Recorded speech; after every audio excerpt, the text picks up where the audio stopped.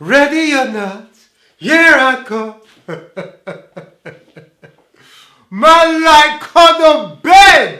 Jeez. Man, that was an explosive finish last night. Duck down, quick, pat, pat.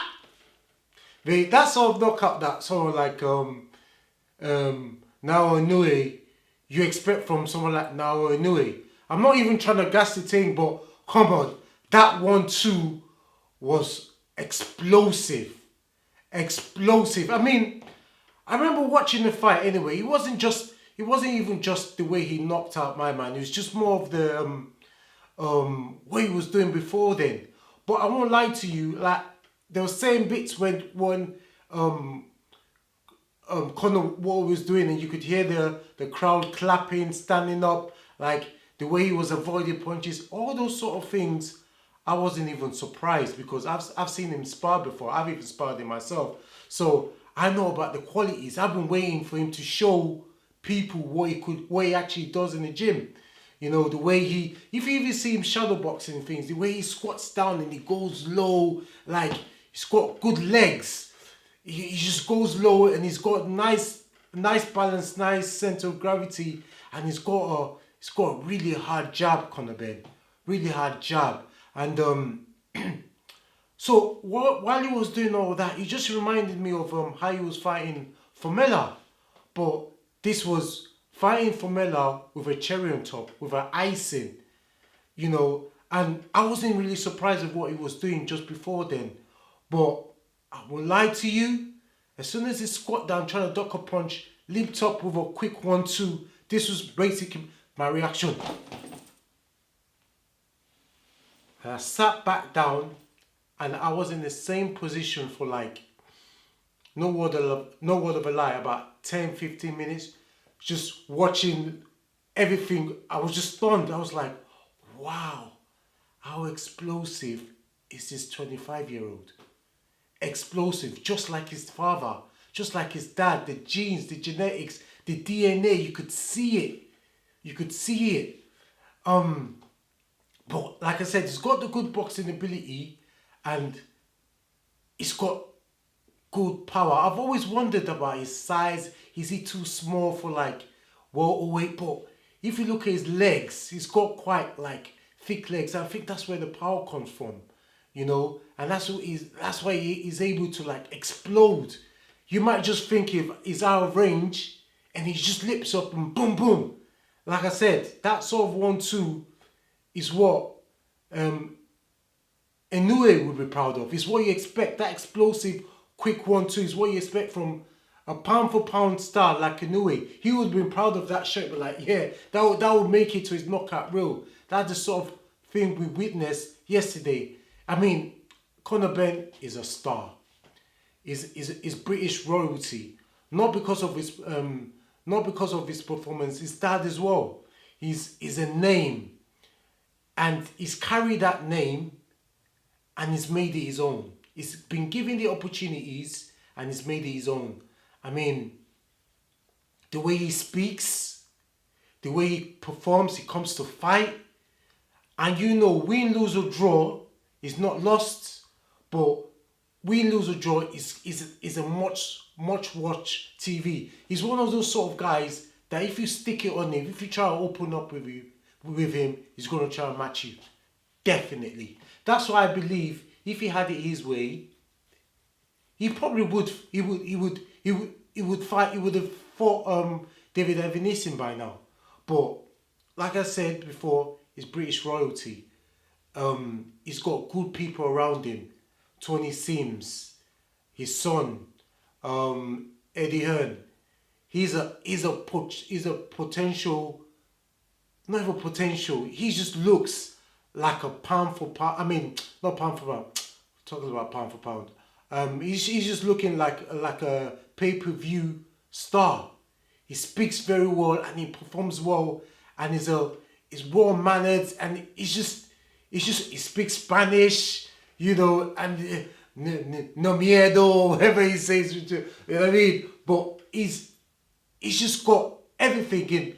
What you're not going to do as a team is just throw him straight into the lion's den and say, yeah, just because us boxing fans, us hardcore boxing fans on Twitter want to see him fight Avinesi. No, this is a business. So, you know, there's no point us saying we want to see him fight this, we want to see him fight that, or any British fighters calling him out. We're just going to get what we're given. We didn't ask for Chris Ujiri. We got given that. Even before Chris Ujiri, they were saying names like, you know, Robert Guerrero or Victor Ortiz. Like, I'm so glad they didn't choose any of those guys, because that would have even made it even, it wouldn't have looked good. He would have looked like a cherry picking at worst. I mean, Chris Ujiri is a perfect opponent for him at that stage, because the fight previous to that, Granados, at times, Conor Benn made him look like Rigondeaux. He couldn't cut off the ring properly. So Chris Ujiri, who moves a little bit more, who moves well before, like, it was for Conor Benn to show what he's learnt in the gym. You know, cutting the ring and fighting, but he just showed us what he's learnt in the gym, and he even gave us more than what I expected with that sort of knockout ratio and that sort of knockout. I didn't expect it. You can't just look it to me and say, just because this happened, oh, it's Chris Ujiri, blah blah blah. You did, be honest with yourself, you did not expect that 1-2 combination. But I'm not even going to try and overgas the team, because I know Chris Ujiri, I mean, he's a career light welterweight. Every time he stepped up to anyone at welterweight, he lost. But I never expect him to go down like that, head first, his ankle twisting, almost falling over his own leg. I mean, that was a beautiful performance. I mean, what next could we expect from him? What other fight could you see? There's no point talking about Avinesi, because Avinesi is with Frank Warren now, and Tony Sims already said he would rather Avinesi at least have a world belt than is worth the risk. I mean, it's just like, look how Canelo is now. Canelo, his first world title shot was a vacant title against Hatton's brother. Why have I just forgetting his name? A vacant title. He wasn't even a super welterweight, but for potential stars like that, you've got to tread carefully. You've got to make sure he gets over the line. Then after that, the hard fights will come. But David Evanesi, I would love to see that fight. I mean, I'm sure you would.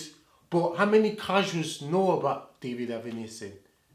We hardcore fans, we don't really make boxers millionaires. It's the casuals. So you've got to follow the money and feed the people who pay the majority sums of the money, and that's the casuals. So they don't know about David Evanesi.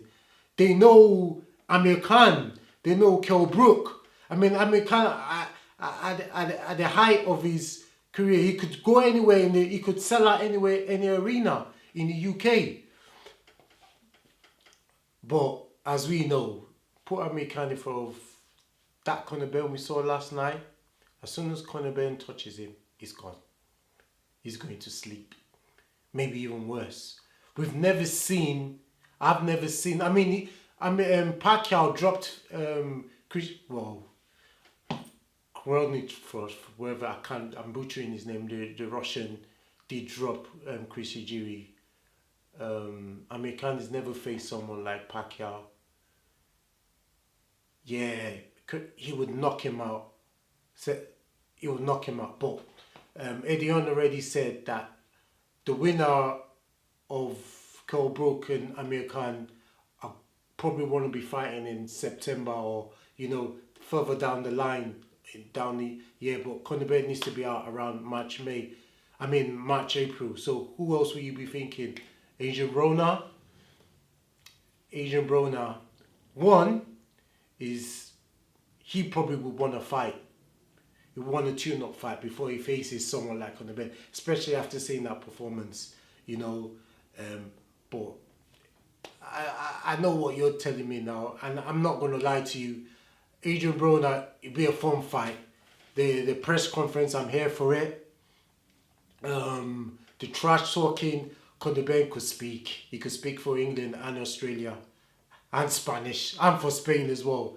You know, he's got a good mouth on him as well. Apart from using those fists, he's got a good mouth. So I don't think he'd be entertaining, but I don't think Adrian Broner would be able to overshadow him with his ignorance when he says whatever he says. But it will be very entertaining, and the casuals will lap it up, you know.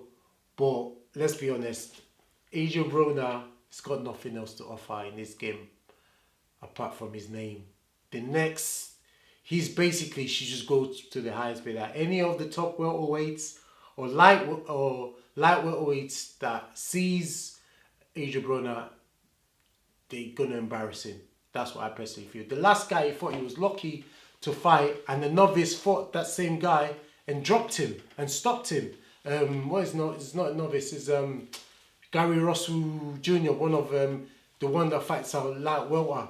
So, but it's still fine. It could keep that star quality going, that Adrian Broner fight. But if Adrian Broner is not available, I mean, I don't know who he's gonna fight next. Like I said, it's British royalty. We're just gonna get what's given. Eddie Holm wants Conor Benn's next fight to be at the O2, so they're gonna have to fit the names, the sort of name that would fit, that will be able to sell out that O2, you know. And you know, we see what they give us. Who else? What other performance? I mean, I saw that Bivol fight. I watched a little bit. I watched that Bivol fight. Bivol is not. It's not against Salamov.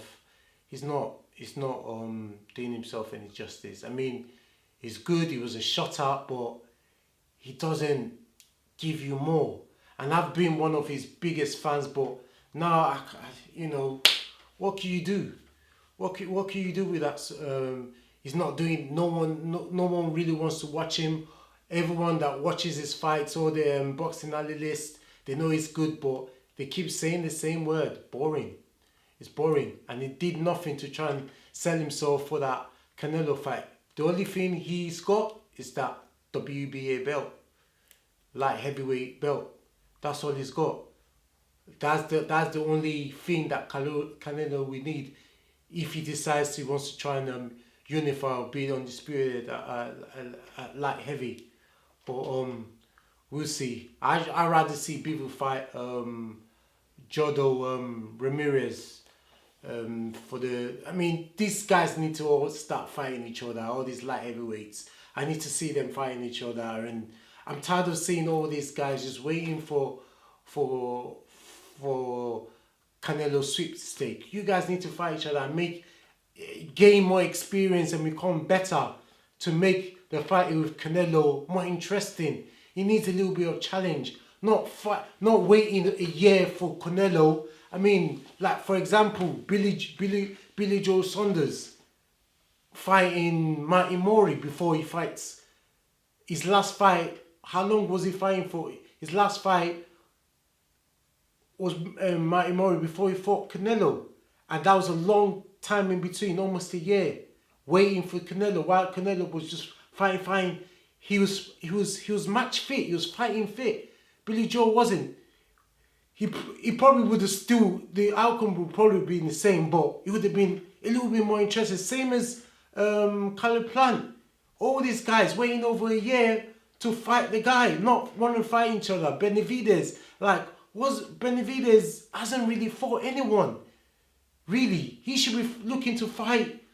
You know, the worst one is Jermell Charlo.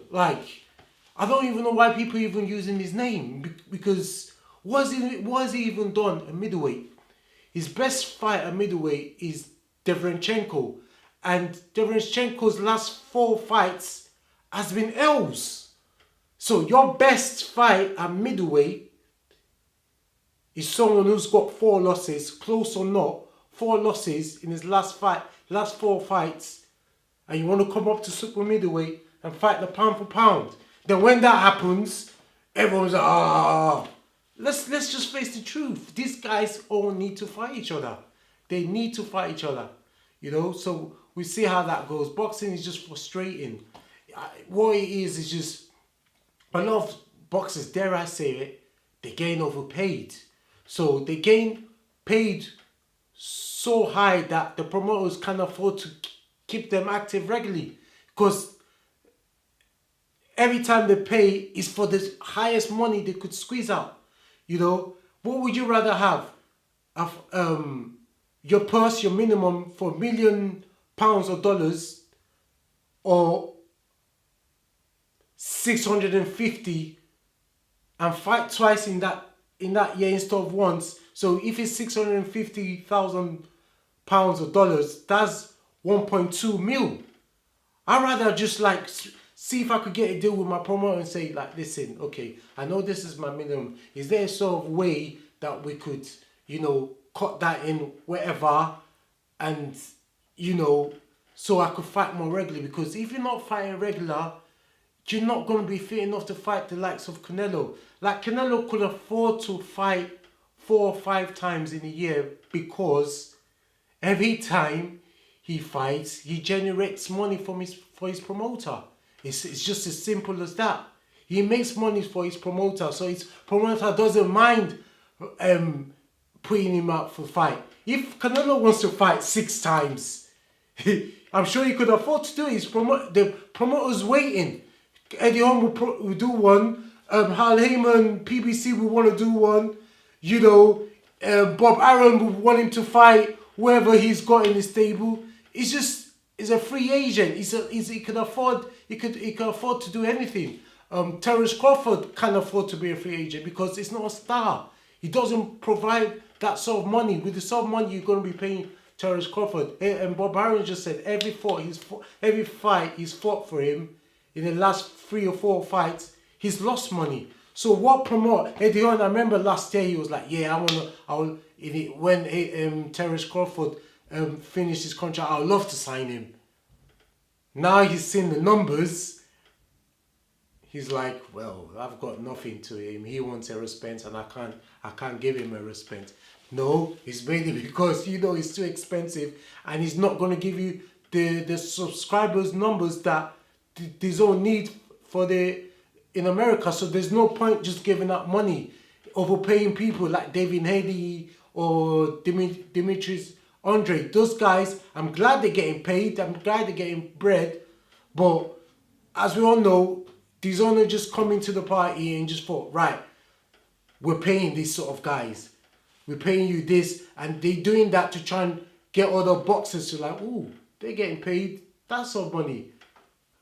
We want to fight for this own, but I don't know how that was worked out as to plan as how they wanted. But I digress. What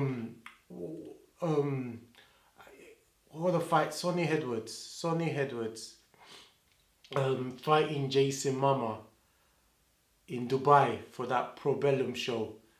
I mean, what could I say about Sonny Edwards? Technically, he's the best British fighter. Hands down.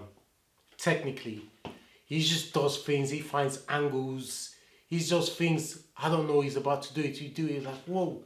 Sometimes I always feel like he just does it naturally. He just finds himself in a position of southpaw. It's got enough, it's got good feet, enough reflex. He makes you miss, makes you pay straight away. You know, it's not the hardest puncher, but he hits hard enough to just keep you honest. And his last fight, his first, when he won the world title, he fought an older guy. So this guy, Jayson Mama, was young, fresh leg from Filipino, and those sort of smaller guys from that part of the world, they hit hard. He hits harder than Sonny Edwards. But Sonny Edwards was the one who ended up dropping him. That was a beautiful performance by him. He didn't move as much as I thought he would, but he didn't need to. Jayson Mama was young enough, and he goes down to the body. He tried to make it as hard enough fight for Sonny Edwards, but you know, Sonny Edwards was just levels above. I would just like to see him fight. What's that guy from? The guy that beat up his brother. It's just forgetting his name now. Oh, he didn't beat up his brother. He just it was there a no contest or something? He dropped Charlie Edwards and he went down. He dropped him and he hit him while he was down with not anything to do. That's one thing Conor Benn didn't do last night. You know, when he dropped, you could see him trying to go for an uppercut. He just done enough damage. So kudos to Conor Benn for not doing that. But yeah, Sonny Edwards, I'd like to see him unify with Reynoso's fighter. I don't know, forgetting his name now. I've been punching the head too much, so I sound punchy sometimes. So excuse me, but you know who I'm talking about. The guy that's just dropped to about three British guys already. He dropped Charlie Edwards. He's dropped Andrew Selby, and he's dropped why am I forgetting names? The other guy from MTK. But yeah, he's dropped three British fighters. I'm trying not to look on my phone or boxer to try to remember names, but yeah, if you follow me, you know that I keep forgetting names, and I don't know what's wrong with me in that situation. But I need to sort myself out, start doing exercise my brain so I don't forget names. But I'm sure you guys are screaming the names I'm trying to think of. But yeah, I'd like to see him unify with him because he's on the D-Zone, and Eddie Hunt is, whenever you mention something, Sonny Edwards is always trying to say, well, Martinez is always, he's not gonna, his flyweight days are numbered, so I think they're going to try and avoid it and go up. But Eddie Reynoso tweeted, easy work for my boy, so we see. That should be the next for Sonny, just to see a little bit of challenge. That would be a brilliant fight against Martinez, because Martinez is ungamely as well. He hasn't got a rhythm you could easily read. He throws punches from different angles, just like how Thingy moves from different angles. That would be a brilliant fight, and I know Sonny Edwards is going to run his mouth, and the Reynosos are not going to like it, because Sonny Edwards has not been very welcoming with that no drugs, no champion t-shirt he made.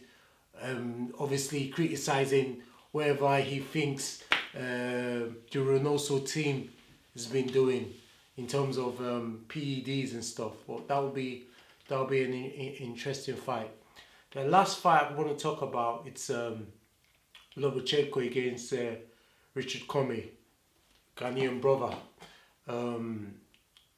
Lomachenko, I mean, for the first few rounds from 7, he was just, he was just being the Lomachenko we've seen. Great movement, always stepping aside, finding angles, spiteful as well, like how he was against Nakatani. And yeah, he was just boxing well. I still feel Lomachenko is the best lightweight out there. I see him as my number 1.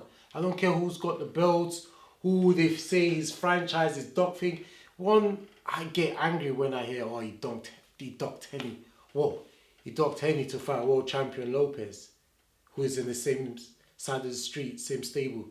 Make that make sense. How does that make sense to you? Plus, Eddie Hunt overpays Devin Henny. So, why would any promoter want to pay Devin Haney the money they know he's not worth it? It makes no sense. It makes no business sense. Before then, what had Devin Haney done to scare Lomachenko? How does that make sense to you?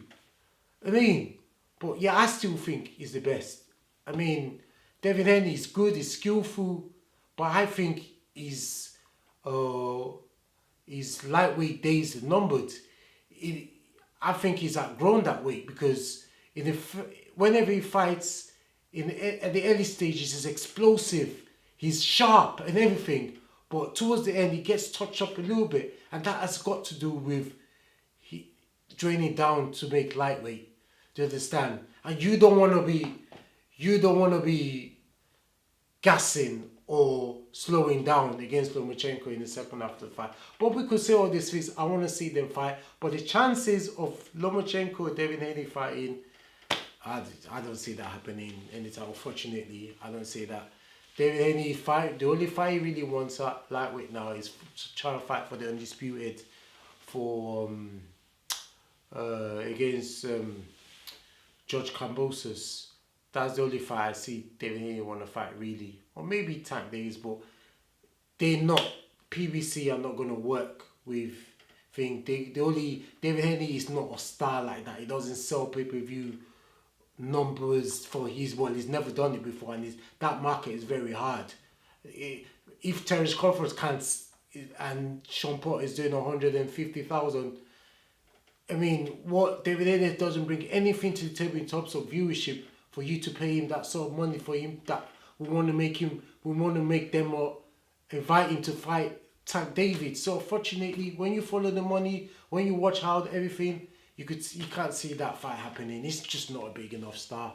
It's good, I mean, but it's just not a big enough star. But let me go back to what I'm saying. Lomachenko was slightly. He dropped Richard Commey in the 7th round, and I just thought, and the way he beat him up after that in the 7th round, I thought Richard Commey was gonna get stopped or not come out after the 8th round.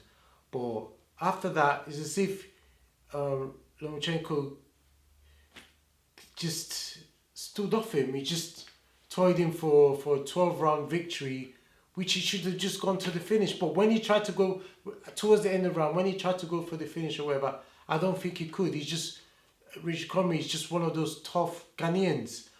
Who is Lomachenko going to fight next?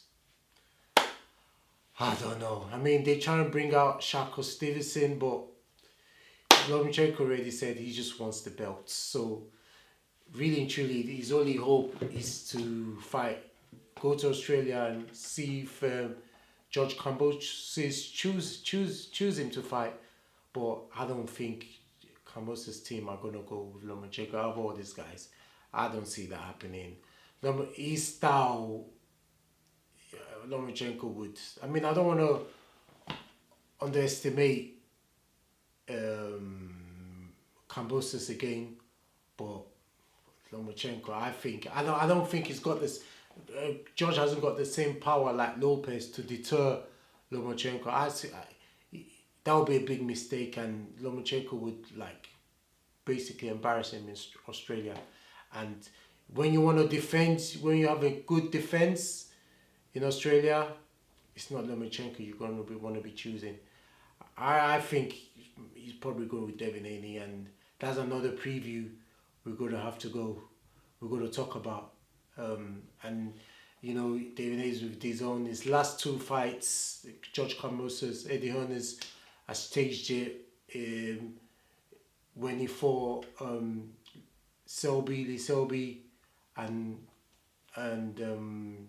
Teofimo Lopez all on DAZN. So, you know, familiarity, and DAZN are trying to open up the market in Australia. So that's where I see that fight going. But yeah, I think I've talked enough for today. Forgetting a few names. It's my first time doing this.